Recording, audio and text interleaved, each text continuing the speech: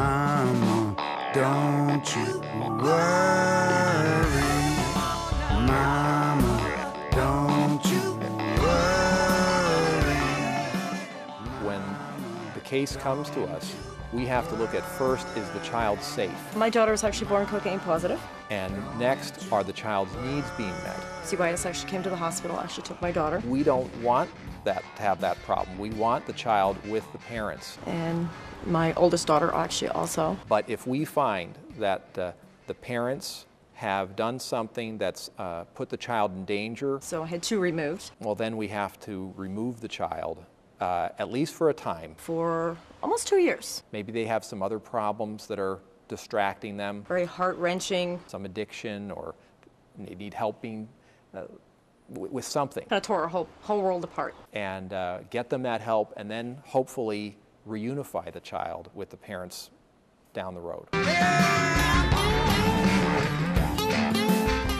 Neither one of us knew what to expect. When we first meet with a family, we are looking to see that the basic needs of the child are being met. Put on the spot, you know, why did you do this? And what were you thinking, you know? We work with different kinds of families. Our first caseworker was actually really nice. We work with families, different races, different economic backgrounds. She actually hooked us up with resources that we could use to, you know, like places to go for, you know, different help if we needed help. We work with families, like specific issues that we work with, drug and alcohol involvement, mental health involvement, if a child is not going to school. I was going through a situation where I was getting what I needed as far as it goes, like my daily living stuff, like food and clothes and all that, but I was being abused. The situation in the home has to be out of control. I left the situation and ran away and went to a friend's house. There has to be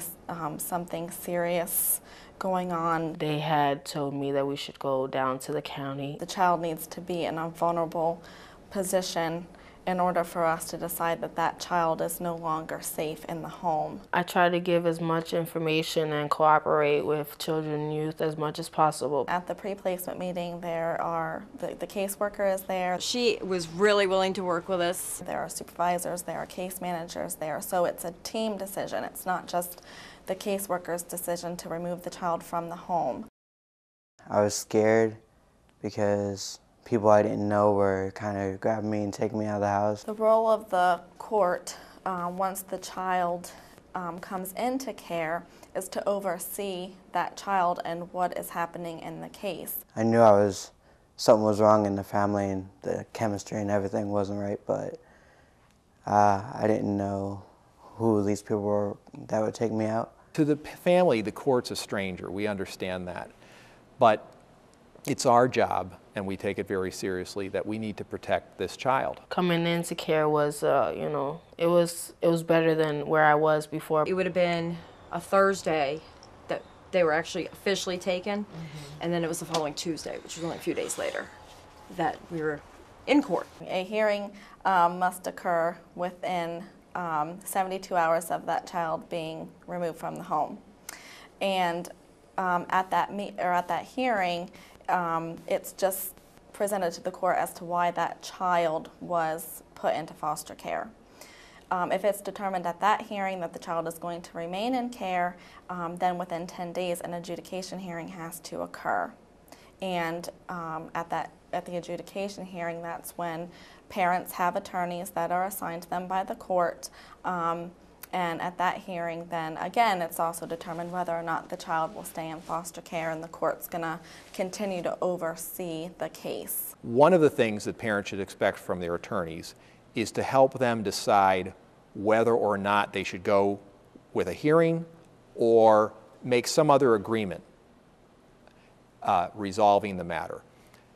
And that could take the form of agreeing that they would participate in certain services with children and youth, that perhaps they would make an agreement that the child could return home or stay at home, and that the parents would participate and let children and youth come in, or other service providers come into their house and help them.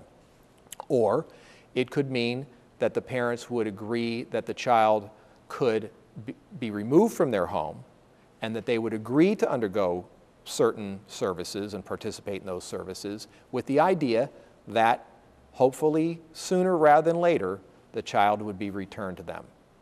So these are things that the court might end up ordering anyway, but the point is if the parents make an agreement to that, they have more control over it. It gives them more a hand in deciding what happens. And so you have to remember, the court only decides things when people can't decide them for themselves. Well, a parent really needs to focus on their child. That's their priority, and they have to overcome their frustration or anger that their child was removed from their care, and realize that the court has now made that determination that the child cannot safely be in their home. So they need to prioritize and work together and learn how to parent and protect in a way that their child can be returned to them safely. In-home services are services that Lehigh County Office of Children and Youth Services contracts to go into the family homes. Those services can range from parenting education to in-home casework counseling. They could be reunification services. So it depends upon the need of the client. If it's a case where there are severe concerns, then of course we're going to be in that home probably 3 to 4 times per week. But if it's a low-risk case, we may only be in the home as a service provider once a week. During the first visit, the client is very upset, and the client probably is very resentful because the child has been removed. So as a service provider, what I do is I try to downplay that, and I try to sort of soothe them at first and say, these are the recommendations. Let's try to get through this. The in-home service provider can be helpful in many ways. What happens is once the in-home service provider receives the referral, we then look at the needs of the family, and we'll set up an initial contact with the family. And we'll go through the family dynamics and just assess what the needs may or may not be.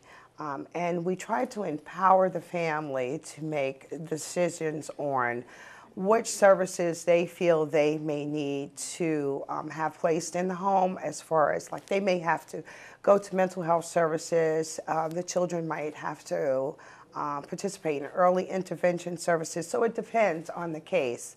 So we go in and sort of advocate for the client.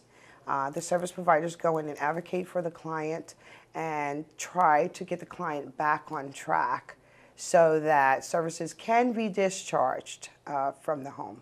I think some of the key factors are to communicate, to keep those lines of communication open with your caseworker, with your attorney, with any therapists or service providers you're working with, to be very forthcoming very early on with relatives and caregivers, so that if that is a place that your child can go, that we are moving in that direction quickly.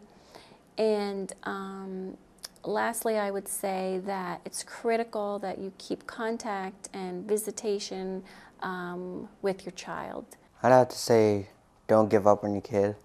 The child did not ask to be put in this situation, and in most cases really wants to have a relationship with their parents. So if they say, like, call me or something, you gotta call them. Don't give up on them. So visitation and phone calls and letters are really critical to the child's overall well-being. And that's really what we're all here about. The purpose of a family group conference would be keeping a child within the family, bringing those family and support systems together to make those decisions would hopefully find a way to keep the children within the family network. Family group is different because we are bringing the family together to make a plan, to derive a plan, as opposed to the agency imposing a plan onto the family. The family group has helped parents whose children have been in foster care because parents are once again able to identify that they have people in their family that care.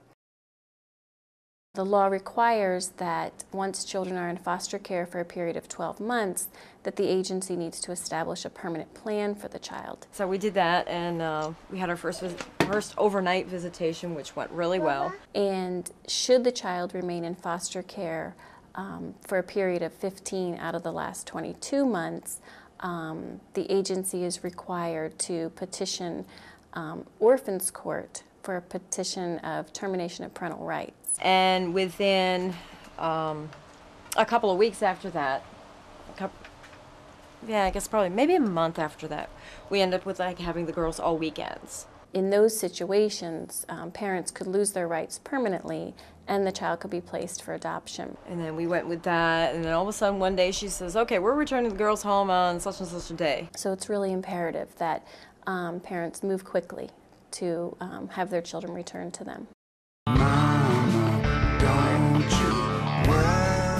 There's nothing but the court wants more than for you to get your child back. Do whatever is possible to get your child back. Every statistic shows that a child is better off if raised by their own parents, if it can be done safely and where the child's needs are being met. You should take the responsibility to take care of them and do as much as possible so that you don't have someone else taking care of your children. My advice, hang in there because it will all turn out right. Or else they're going to end up on the streets doing something bad. You gotta stick with it and do what you gotta do. Maybe even hurting themselves or someone else. Don't give up and feel like it's not possible to get your children back. And you don't want to be caused that. They are your children, you know, you gave birth to them, you made them. It is a wonderful feeling when it gets closed. You can be able to have them in your house and they can wake up to your faces every morning.